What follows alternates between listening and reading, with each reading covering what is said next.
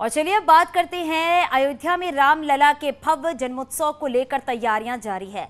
कल रामनवमी है और रामनवमी पर रामलला की पोशाक बेहद खास होगी।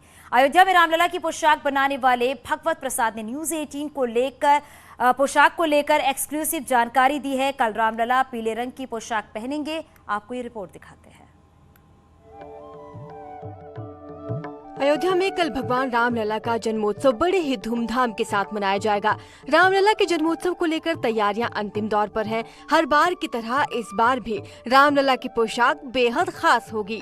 रामलला की पोशाक भगवत प्रसाद जी बना रहे हैं। भगवत प्रसाद की 4 पीढ़ियां रामलला की पोशाक बना रही हैं। रामलला की पोशाक जन्मोत्सव की भव्यता को ध्यान में रखकर बनाई जा रही है। भगवान की पोशाक पर गोटे और सितारों की नक्काशी भी की गई है। ये कपड़ा बहुत कोमल है, कढ़ाई के कपड़े हैं। इसमें गोटा पट्टा लगा करके हम और हमारे बच्चे श्रवण कुमार और पवन कुमार और संजय और मेरे भाई शंकर लाल जी, ये सब परिवार भर ही मिलकर के रामलला के पोशाक सिलते हैं और भी मंदिरों के पोशाक बनते हैं। राम मंदिर को लेकर फैसला आने के बाद रामलला की पोशाक अब पहले से ज्यादा बन रही है। उसके बाद जब से टेंट से इसमें महल में आ गए शीशे वाले में, तब से भगवान रामलला के अंग वस्त्र बहुत ही बन रहे हैं और बहुत उत्साह से हम लोग बनाते भी हैं और काम भी ज्यादा बढ़ रहा है। भगवत प्रसाद जी बताते हैं कि 7 दिन रामलला के लिए अलग अलग रंग की पोशाकें बनाई जाती हैं। 7 दिन में 7 तरह के वस्त्र होते हैं।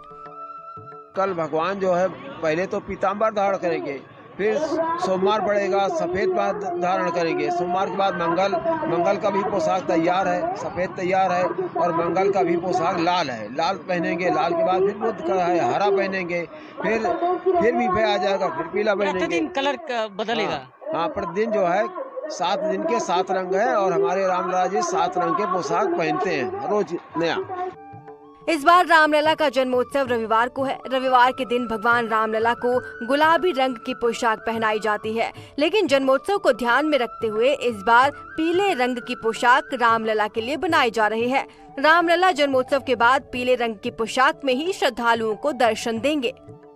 रामलला के लिए बहुत सुंदर ढंग से बनाया जा रहा है कि पीला पोशाक बनाया जा रहा है और दिन के हिसाब से तो गुलाबी होता है क्योंकि रविवार है। 7 दिन के 7 वस्त्र होते हैं, लेकिन महाराज जी जो बोले कि पीला वस्त्र सब धारण होगा, तो रामलला के पीला वस्त्र ही धारण हो रहे हैं। और अयोध्या में और भी मंदिर हैं, जैसे जानकी वल्लभ लाल जी का है, जानकी घाट राम और जानकी महल, सब जगह पीले ही पोशाक अब की बन रहे हैं। और रामनवमी के उपलक्ष्य में यहाँ अयोध्या में धूम मची है। रामलला जा रहा है, प्रतिदिन के हिसाब से अलग अलग कलर की पोशाक पहनाई जा रही है। कल रविवार है, रविवार के हिसाब से गुलाबी रंग की पोशाक भगवान को पहनाना है, लेकिन उसके बावजूद प्रधान पुजारी जो आचार्य सत्येंद्र जी हैं, उनका निर्देश प्राप्त हुआ है और अब पीले रंग की पोशाक रामलला के जन्मोत्सव के लिए तैयार है और यही इसी पोशाक में रामलला जन्मोत्सव के बाद श्रद्धालुओं को दर्शन देंगे। अयोध्या से न्यूज़ 18 के लिए निमिष गोस्वामी। और अब बात करेंगे अयोध्या के लिए यूपी की बीजेपी सरकार ने लोक संकल्प पत्र के वादे को पूरा करने के लिए बड़ा कदम उठाया। योगी सरकार अयोध्या में रामायण विश्वविद्यालय की स्थापना करवाएगी। प्रदेश सरकार ने 100 दिनों की कार्य योजना में इसे शामिल किया है। प्रमुख सचिव पर्यटन मुकेश मेश्राम ने न्यूज़ 18 से बातचीत में पूरी जानकारी दी। तो योगी सरकार यूनिवर्सिटी बनवाएगी और 100 दिन के एजेंडे में इसे शामिल किया गया है। जल्द बनेगी रामायण यूनिवर्सिटी। प्रमुख सचिव पर्यटन मुकेश मेश्राम ने न्यूज़ 18 से बातचीत में इस बात की पूरी जानकारी दी है और जल्द ही अयोध्या में रामायण यूनिवर्सिटी बनेगी। के संकल्प पत्र में है रामायण विश्वविद्यालय की स्थापना।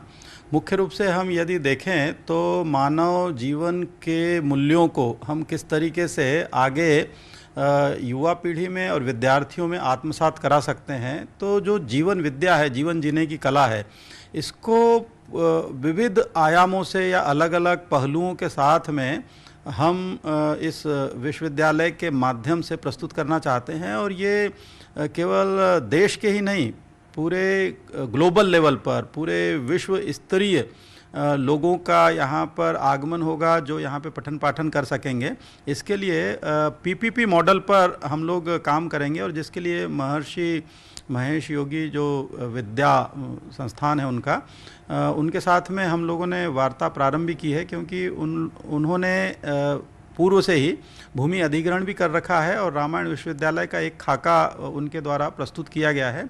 इस समय उच्च शिक्षा विभाग के पास में उस पर मंथन चल रहा है। तो जो संस्कृति विभाग है साथ में मिल करके कन्वर्जेंस के साथ में इस विश्वविद्यालय को वहाँ पर स्थापित कराने में अपना पूर्ण सहयोग देगा और एक अहम भूमिका अदा करेगा, ताकि हम बहुत सारे ऐसे इस पूरे रामायण के जो चरित्र हैं जिनसे कई चीज़ें सीखी जा सकती है ना। भगवान श्री रामचंद्र जी स्वयं अपने आप में एक आदर्श पुरुष के तौर पर प्रस्तुत होते हैं। तो जहाँ पर विभिन्न प्रकार के पाश्चात्य सांस्कृतिक आघात की वजह से हमारे जो सांस्कृतिक मूल्य हैं उनका क्षरण हो रहा है, वहीं पर हम यह अवगत कराना चाहते हैं कि कैसे हम, चाहे भातृ प्रेम हो, चाहे पितृ प्रेम हो, चाहे पूरे समाज के अलग अलग लोगों के प्रति हमारे स्नेह और प्रेम हो, उसे हम प्रस्तुत करें और लोग सीखें।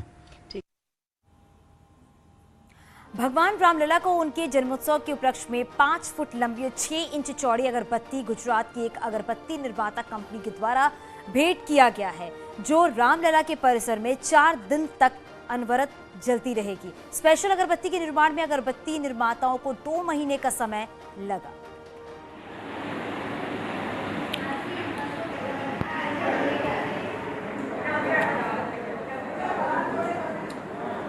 के तौर पे दर्शन के लिए अगरबत्ती तो मैंने पहली बार देखी है। बताया है उसने 5 फीट की है, कम से कम मोटाई इसकी जो है वो 6 इंच के लगभग है, और ये बता रहा है कि वो 4 दिन कंटिन्यू 24 घंटे ये जलेगी, चलेगी, खुशबू देगी।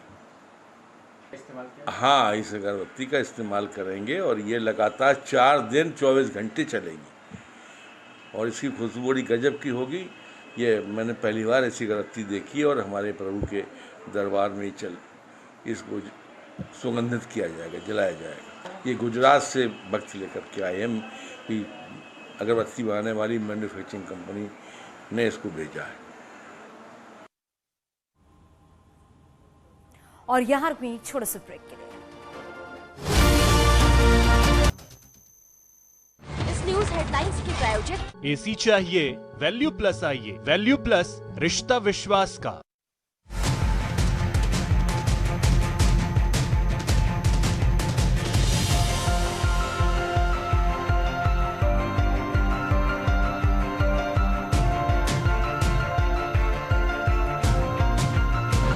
हेडलाइंस के प्रायोजक एसी चाहिए वैल्यू प्लस आइए, वैल्यू प्लस रिश्ता विश्वास का।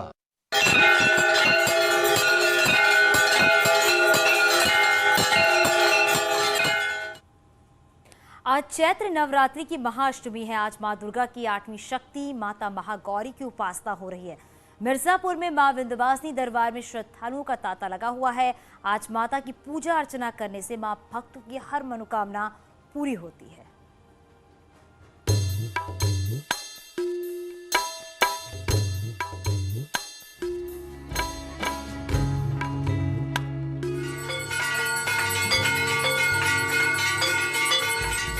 आदिशक्ति मां दुर्गा की 8वीं स्वरूपा महागौरी की आज पूजा हो रही है।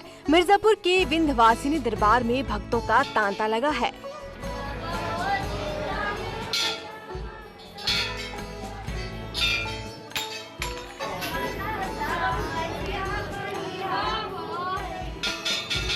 दूर दूर से भक्त मां का आशीर्वाद लेने के लिए मिर्जापुर पहुंच रहे हैं। जय माता दी प्रजापति के हाथ सिद्धपीठ में देश के कोने कोने से पहुंचे भक्त मां का जयकारा लगा रहे हैं। मंदिर के बाहर भक्तों की लंबी लंबी कतारें देखने को मिल रही हैं। कहा जाता है कि भक्तों की भक्ति से प्रसन्न होकर मां उनकी झोली भर देती हैं। जो स्त्री महागौरी की पूजा भक्ति भाव के साथ करती है, उनके सुहाग की रक्षा स्वयं देवी करती हैं। को महागौरी के रूप में माता रानी आती हैं।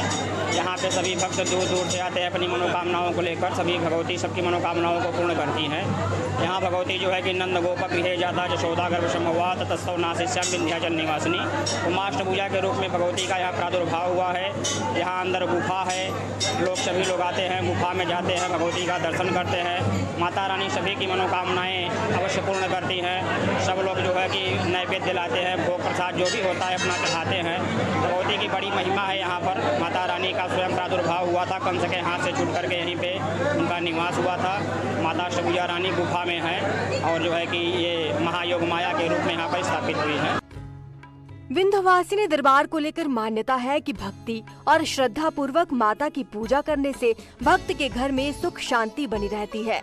माता के दरबार में हमेशा सिर को झुकाकर जाना चाहिए।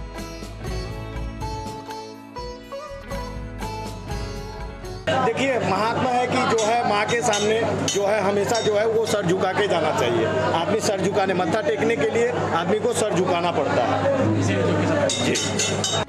इस दिन माता की पूजा में कन्या पूजन और उनके सम्मान का विधान है। नवरात्रि शक्ति आराधना और आदि शक्ति माँ जगदम्बा की परम कृपा प्राप्त करने का विशिष्ट काल है। अष्टमी को महागौरी की पूजा करने से भक्तों के सारे कष्ट दूर होते हैं।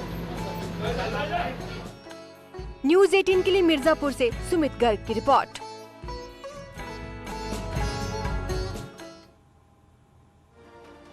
और यहाँ रुकेंगे छोटे से ब्रेक के लिए।